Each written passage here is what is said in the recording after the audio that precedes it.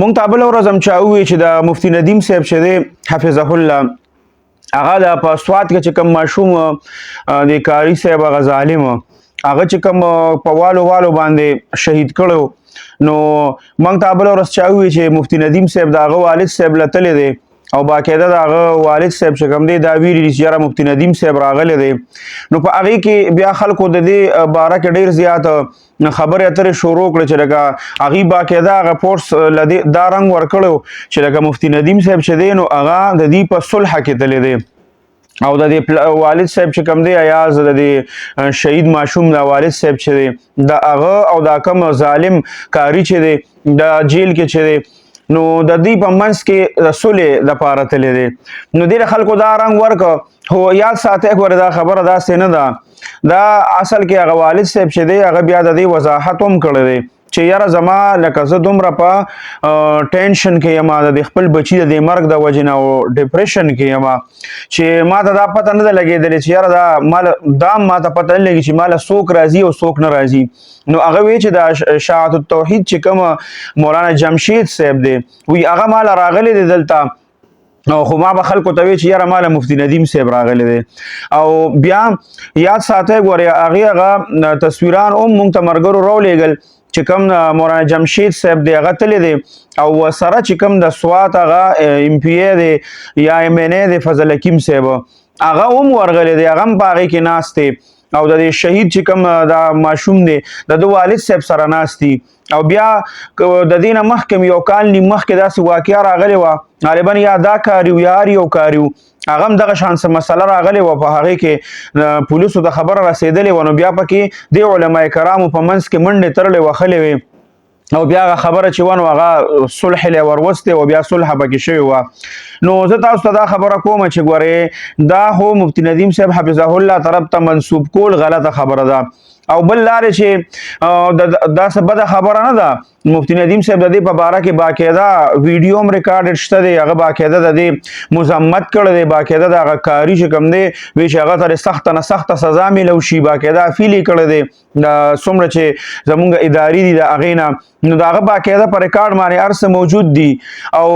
د دې په باره کې چې د هغه د کاري په باره کې څه نو هغه داسې چرته کولی شي چې هغه د دغه کاري د صلح دپاره یا د خلاصي دپاره هغه دومره غلط کار کړی دی چې په دې کې هغه ته سزا میلو شي ځکه چې آینده څوک داسې کوي نه او دویمه خبره دا ده که چېرې مفتي ندیم صاحب حفظه الله هلته کې لاړ شي او د هغه والد صاحب سره دغه دپاره غمرازۍ دپاره ورشي او هغه سره لږ غونتې کېږي نو دا هم څه بده خبره نه ده دا څه د دې څه داسې دشمنۍ نه دي چې د یو بل د سر دا قاتلان دي د یو بل د سر دشمنان دي نه پکې قتلونه شوي دي نه د یو بل د سر دشمنان دي که د پنجپیریان دي یا دیوبندیان دي یا بریلیان دي یا اهل حدیث دي دا څومره یو مفتي ندیم صاحب حفظه الله چې اختلافات چا سره چلیږي نو دا داسې اختلافات نه دي چې د دې د هغې د ذات نه نفرت دی نه دا خو د مسایلو اختلاف دی لاندې طبقه چې کوم هغه بیا په دې کې ډېره زیاته مخکې لاړه شي او یو بل سره په دې کې بیا ډېره زیاته هغه دشمنۍ ته هغه څیز ورسوي نو دشمنۍ ته نی رسول پکار یو بل ته پکې بیا کنځلې بدې ردې نو دا نی کول پکار ستا سره دلیل شته د خپل یو خبرې ته خپل دلیل پیش کا مخالف چې کوم دی هغه خپل دلیل پیش کی په دلایلو باندې چې خبره کیږي هر وخت یاد ساتئ ګورئ نو هغه د هغې به یو حل روزي او یو داسې چې پکې کنځلې او وینا او بد رد هغه شروع شي یا لاندې طبقه چې کوم ده هغه د یو مشر ته کنځلې کوي او بل چې دی د بل مشر ته نو د مفتي ندیم صاحب حفظه الله که دې سره اختلاف هم دی نو داسې دشمني نه ده دا د مسایلو اختلاف دی که هغه اشاعت والا سره دی که هغه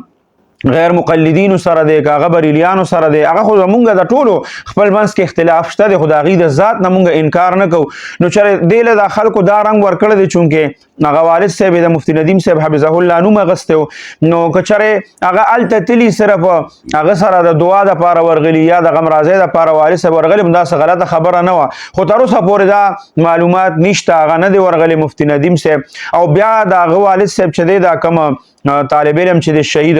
هغه بیا دا وضاحت هم کړی دی چې زه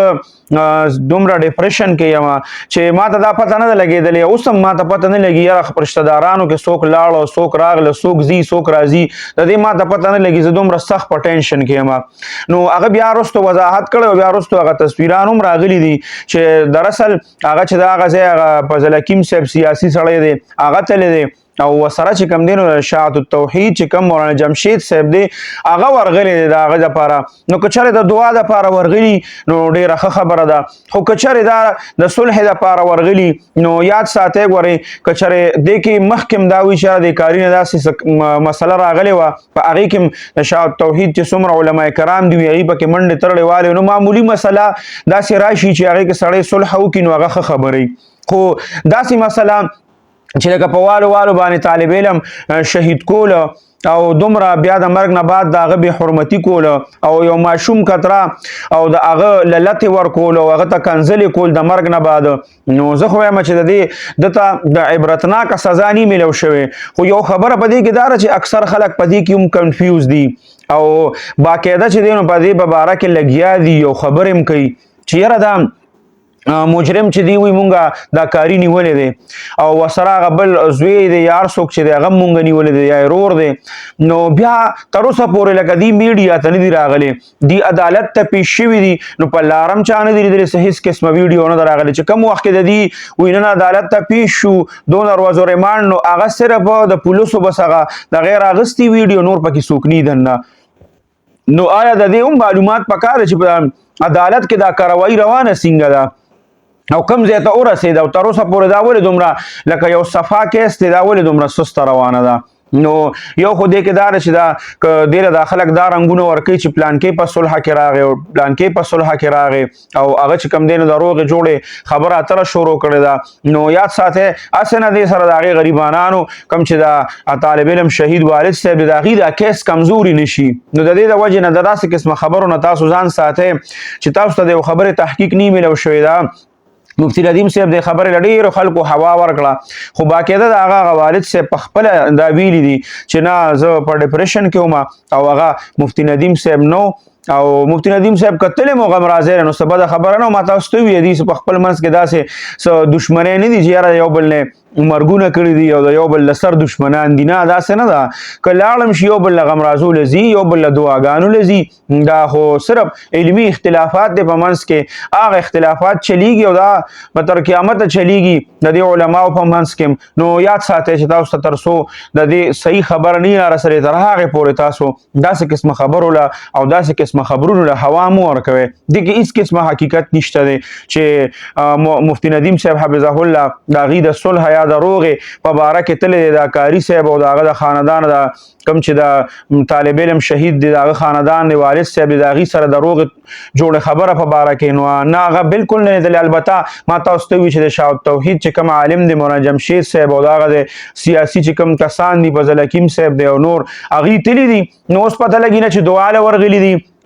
او که د دې په صلح کې ورغلي دي په روغه جوړه کې ورغلي دي د دې به هم پته ولګي، خو چونکې دا کیس چې څونه په مخ کې ځي دومره د خلکو د ذهنونو نه دا ختمیږي بس پته لګي نه چې بیا به دغه ظالم ته سزا هم میلو شي او که میلو به نه شي او داسې خلکو ته چې سزا نه میلاویږي نو بیا عنقریب دا خبره لازمي ده چې داسې قسمه کیسونه به بیا خلک کوي چې یاره دې کې خو څه شته نه، نو خدای نه خواسته داسې بل قسم کیس راشي مخې ته نو دا به بیا خلکو ته لازما را یادېږي.